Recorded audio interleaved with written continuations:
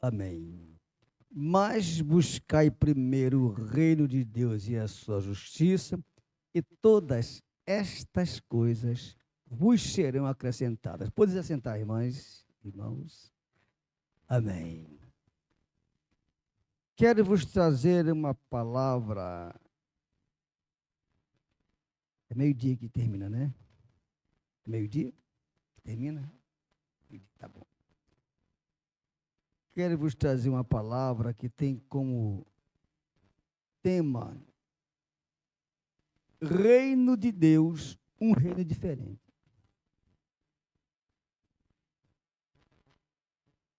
Eu louvo a Deus por esta igreja aqui existir, a forma como Deus fez.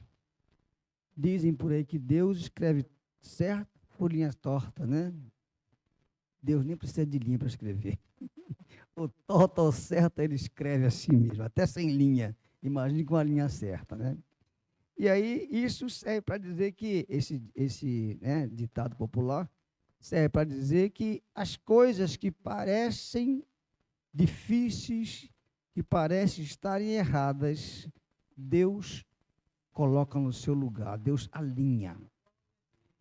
Então, quando Deus abriu esse trabalho, como falei aqui na nossa palavra no domingo, era um desejo do pastor Oswaldo. Ele disse: o meu maior desejo é abrir trabalho lá em Pernambuco, lá pelo Nordeste. Ele falou, nem falou só em Pernambuco, lá pelo Nordeste. Ele não abriu, mas Deus enviou outros obreiros, outros pastores, que abriram um trabalho aqui no Nordeste, e graças a Deus, que em toda rua que a gente passa, encontra com crente. É uma coisa maravilhosa isso, né? É Deus trabalhando, é Deus salvando o povo, é Deus honrando o compromisso da igreja de Deus com o seu reino. E isso me faz muito feliz, né? E a igreja do Senhor, ela começou de uma forma assim, diferente. Não é como uma instituição que começa com tudo planejadinho, e aí já tem cada um o seu, né, a sua função. Não, a igreja do Senhor apareceu assim de uma maneira que, primeiro, Jesus prepara 12 apóstolos. Dos 12, um era traidor. E Deus, então, levanta outro que só vemos na Bíblia uma vez na sua eleição. Matias, que entrou no lugar de Judas. Ninguém vê mais falar em Matias, o que Matias fez. Acabou.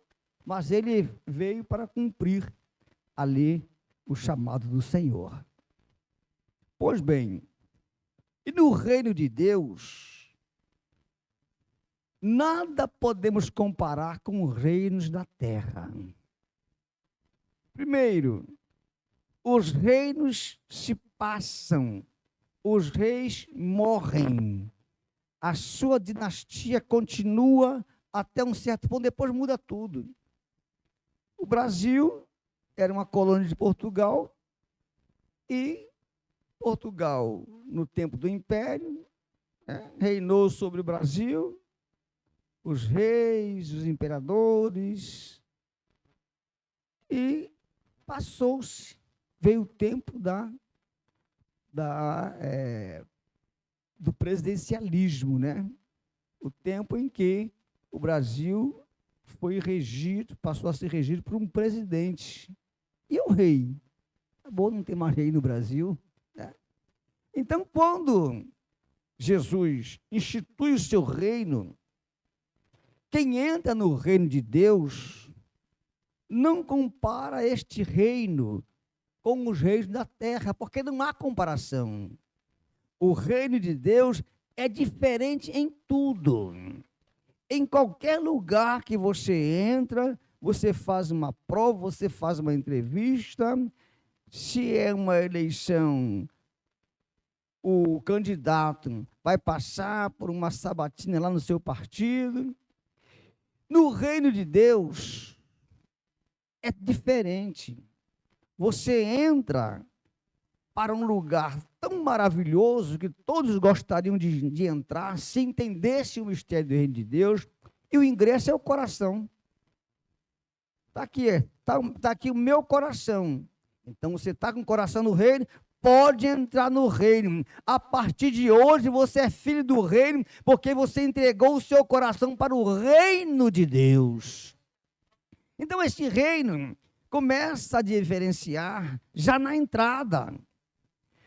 Nos reinos da terra, o rei trabalha e junta um império, um verdadeiro império, que nunca mais vai deixar ele pobre. A família vai e vai adquirindo bens, e é uma coisa que é uma maravilha. Dali para frente, todos, os descendentes do rei são ricos de riquezas materiais. Mas nós entramos no reino de Deus com o coração e passamos a ser ricos das coisas espirituais, de galardões eternos, galardões reservados para nós lá na eternidade, dos quais gozaremos para sempre e sempre e sempre, e nunca deixaremos de ser filhos de rei. Aleluia! Mas tem uma coisa: no reino de Deus não se entra sem fé. Os discípulos do Senhor Jesus Cristo estavam preocupados. E agora, Senhor, tu vai nos mandar por aí afora? Como é que vai ser? Vamos comer o quê? Vamos beber o quê? Vestir o quê? Repousar onde? Aí Jesus chama a atenção.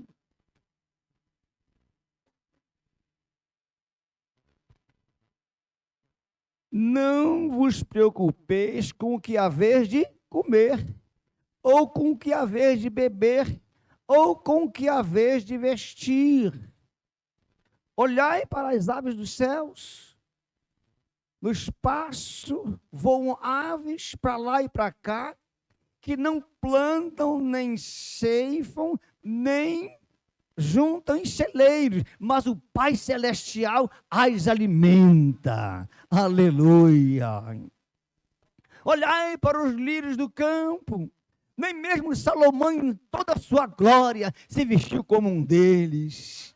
Aleluia! Por acaso vós não tendes muito mais valor do que eles? A erva que hoje existe, amanhã é lançada no forno. As aves que não vão durar para sempre. Mas buscai primeiro o reino de Deus e a sua justiça. Aí há quem mude esse versículo diz assim, e todas as demais coisas. Não está escrito isso. Não é as demais. Quem falar isso pode pensar em consigo meu, errou. Porque não está escrito isso. Em nenhuma versão está escrito buscar primeiro o reino de Deus e a sua justiça, que todas as demais coisas, todas estas coisas, que estas, aquelas das quais os discípulos precisavam, aquelas das quais necessitavam, aquelas que eles questionaram com o Senhor Jesus. Vamos comer o quê? Vamos vestir o quê? Não vos preocupeis. O vosso Pai Celestial vai vos dar tudo isto. Então o reino de Deus entra com o coração, e o coração então entra com fé. O reino de Deus, você não pode entrar pela metade. Ou você entra com os dois pés ou não entra. Se tiver com um pé fora do reino, não está no reino ainda. Se tiver assim uma risquinha do pé fora do reino, não está no reino ainda. No reino você entra com coração, com espírito, com alma e corpo. Você entra por inteiro. Senão você não está no reino de Deus ainda. Vou contar uma ilustração, tá, irmãos? Uma história. O cabra estava andando sobre um muro. Andava para lá e para cá, andava para lá e para cá. Do lado direito havia alguns pastores. Do lado esquerdo estava Satanás. E ele olhava para os pastores, meu filho, pelo amor de Deus, desça daí, venha para cá, você pode cair lá do outro lado, venha para cá, não fique aí nesse muro, venha para cá, meu filho. Ele andava para lá e para cá, e olhava os pastores, aí daqui a pouco ele olha Satanás, tranquilo, andando para lá e para cá. Ô, seu Satanás, eu não sei o que está acontecendo. Do outro lado tem um montão de pastores preocupados para que eu não caia, preocupados para que eu não vá para o lado de lá. O muro tão largo, eu até corro aqui em cima, não tem problema nenhum, não. O senhor está aí, não está nem preocupado. Como é que é isso? Meu filho, em cima do muro é meu, nem me preocupo. Tem crente que fica em cima do muro. Não sabe que você quer servir a Deus ou se você quer servir o mundo. A Bíblia é bem clara. O amor do mundo se constitui inimizade para Deus. Amizade com o mundo, com o sistema mundano que há por aí, constitui inimizade de Deus. Ou é amigo de Deus, ou é amigo das coisas do mundo. Não existe as duas coisas juntas. Não adianta. O reino de Deus é diferente, não adianta. Deus quer que entremos no reino dele, levando em consideração que ele, acima de tudo, não nos deixará faltar nada. A nossa igreja luta com dificuldade, o templo está lá por construir, estamos lutando. As irmãs hoje estão comprando carne para fazer bolinho e vender bolinho para empregar na obra. Fizeram 2 remessas de bolinho, arrecadaram R$2.000 para fazer uma obrinha lá, simples, reformar o púlpito da igreja, a tribuna, colocar uma cerâmica bonita lá no fundo e nas laterais assim até um certo ponto. E estão lá agora para fazer outra etapa, colocar agora o forro lá do púlpito, colocar uma sanga com iluminação embutida. Estão lá, lutamos com dificuldade, mas não nos falta nada. Nada nos falta, ainda contribuímos para missões. A nossa igreja todo mês, no primeiro domingo, levanta uma oferta para missões. Tem missionário no Quênia, na Macedônia, que nós sustentamos, na Albânia, em Moçambique, na França, no Paraguai e algumas cidades brasileiras. Na Amazônia tem uma irmã, que bênção, missionária Ruth Salles, 70 e poucos anos de idade, pega um barco, viaja horas rio acima, levando mantimentos, bolsas de compra, levando roupas, e quando ela desembarca, aquele pessoal faz fila, ela vai dando ali o alimento, a roupa e a palavra de Deus também junto. Eu acho que ela está com 74 anos agora. É uma bênção, parece até uma índia. Está lá nas matas do Xingu, fazendo a obra do Senhor. Então não nos falta nada, ainda temos condições de contribuir para missões nacionais, locais e transculturais. E Deus tem honrado a nossa igreja. Irmãos, eu vivo só para o Evangelho. Se eu fosse exercer a minha profissão de vendedor, me foi dada uma oportunidade de vender um produto que ia ficar muito bem. Só que, como ficariam as ovelhinhas do Senhor na minha ausência? Então, o que acontece, irmãos? Na minha função de pastor integral, o tempo todo, eu tenho a oportunidade de visitar irmãs que estão enfermas, levo a ceia para elas, não mando o diácono levar, eu mesmo levo. Tem uma irmãzinha, tem 2 ferimentos na pessoa, uma com a perna enrolada de faixa. O dia que ela chega à igreja, chega lá, coitada, cansadinha. Aí eu digo, glória a Deus, a irmã Auronice conseguiu chegar na igreja hoje. Aí chega de noite, tem dia que ela vai de noite também, vai de manhã, vai à noite. Eu digo, glória a Deus outra vez, porque a irmã Auronice está aqui mesmo com dificuldade. A nossa igreja tem uma rampa, assim, são 3 lances, vem uma para cá, uma para lá, e o terceiro lance é que chega em cima. A nossa nave é assim, no 2º piso. Então, tinha uma escada que o pessoal caía lá, eu quebrei, fiz uma rampa, estamos lá. E não nos falta nada. E às vezes, quando eu penso que vai faltar, eu digo, Senhor, eu preciso de um milagre. E quando menos eu espero, o milagre vem. E aí eu supro aquela necessidade. Uma vez eu fui para o monte orar, uma serra alta, a gente leva 2 horas subindo a serra. E lá o Senhor, eu não sei que mistério que tem lá na serra de Tinguá, que quando a gente chega lá, parece que o céu desce naquele lugar. É uma maravilha. E aí eu fui, a primeira vez que eu fui lá, a igreja tinha comprado uma Kombi. E nós pagamos à vista, mas pegamos dinheiro nas congregações, levantamos ofertas também, e pegamos com o irmão. E no dia 10 nós tínhamos que pagar. Na época, era R$ 2.000 pagar o irmão. E na sexta-feira não tinha o dinheiro.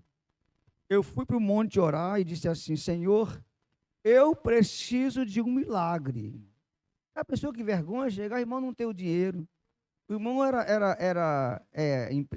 tem uma empresazinha, um fabrico de vassouras, é até nosso parente, né? E, quer dizer, chega na hora, contar a historinha para o irmão, não ia dar certo, não. Se bem que a gente podia tirar de outro canto, né?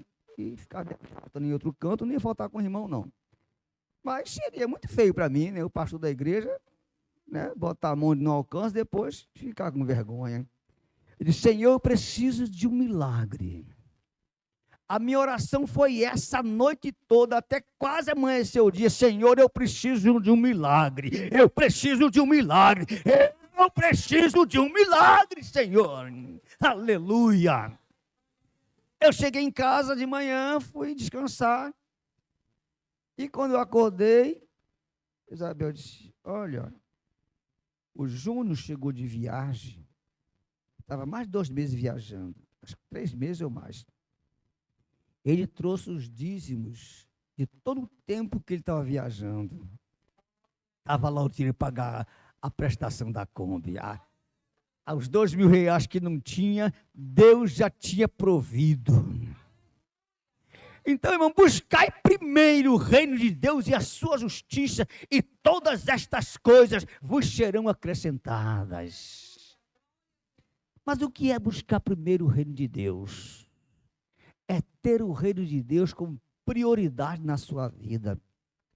Quantas vezes você tem um compromisso de dar um culto ao Senhor num domingo, mas tem um parente que não é crente e diz assim: olha, você não pode faltar não, viu? Vai ser o aniversário do fulaninho, ó. Que hora? 4h30 no domingo, ó. Lá bem longe, né? Aí você vai lá, não posso faltar. Ele não é crente. Ele vai dizer: crente é fanático, eu tenho que ir lá. Aí você vai lá, participa do aniversário, aí fica lá, depois come e bebe, aí depois manda um recado: pastor, deu para ir não, pastor. Estava no aniversário. Está entendendo? Está certo no aniversário? Tá. Sabe o que eu faço quando me convidam para um aniversário de domingo, que não vai dar para estar na igreja à noite? Eu digo: infelizmente, eu vou dar um beijinho lá no menino, na menina, na pessoa lá, mas não vou poder estar com vocês na festa. Quando dá hora para vir para o culto, eu largo a festa e venho para o culto, porque o reino de Deus tem prioridade na minha vida. Crente tem lazer? Tem, pode ter lazer, não tem problema nenhum. Você quer ver? No dia 27 vai ter um batismo lá. Os irmãos pediram que fizesse um lazer depois do batismo. Amém, tudo bem, vamos para um sítio, depois tem lá um campo, pode jogar futebol à vontade dos irmãos lá, né? Só entre os irmãos, tomar banho de piscina, brincar à vontade lá no sítio, mas não num domingo, é num sábado. Porque no domingo é o dia que você tem para dedicar ao Senhor. De manhã na escola bíblica, à tarde vai fazer alguma coisa, visita ou evangelismo, e à noite estará cultuando ao Senhor. Isto é dar prioridade ao reino de Deus. As coisas do reino de Deus têm que ter prioridade na sua vida, porque aí o Senhor há de suprir aquelas suas necessidades que você não tem como suprir. Eu não tinha como pagar. E o pior de tudo, irmãos, o mais interessante de tudo, é que aquele irmão nunca foi dizimista. Resolveu ser dizimista na hora que a igreja precisou. Aí que está o milagre. Falei: Senhor, eu preciso. Ele podia muito pegar aquele dinheiro e dizer: agora eu vou, sei lá, entrar num carrinho aí, numa moto, ele gostava de moto, né? Fazer alguma coisa com esse dinheiro. Não. Ele nunca tinha sido dizimista. Chegou lá, com o dízimo dele direitinho lá, deu para pagar a última parcela da Kombi, sem nenhum problema. Eu digo, só o Senhor é Deus, mas Deus só tem compromisso com quem tem compromisso com Ele. O crente, como diz aqui, destrambelado, que não tem nenhum compromisso com Deus, ele também não tem compromisso com Ele, não. Vai pedir e vai ficar pedindo, porque não entendeu que no reino de Deus, o reino dele é prioridade. É o único reino que é eterno.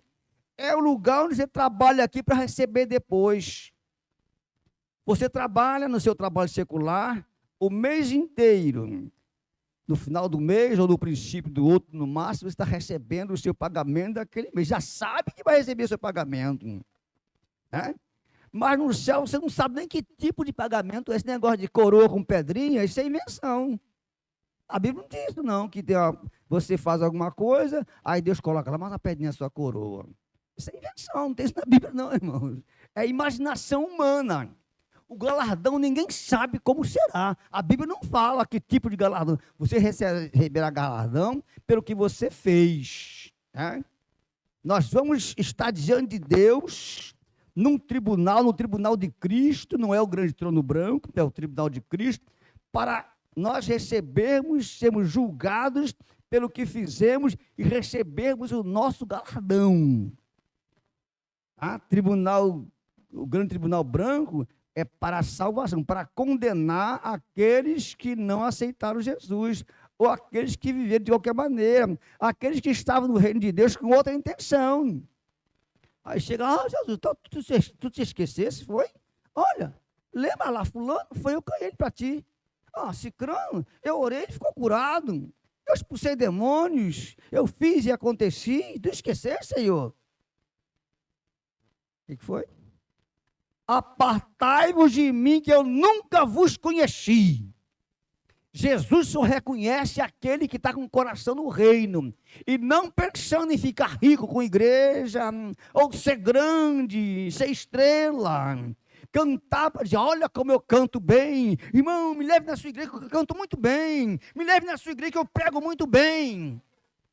Isso não é estar no reino de Deus, é estar tentando enganar aquele que tudo vê.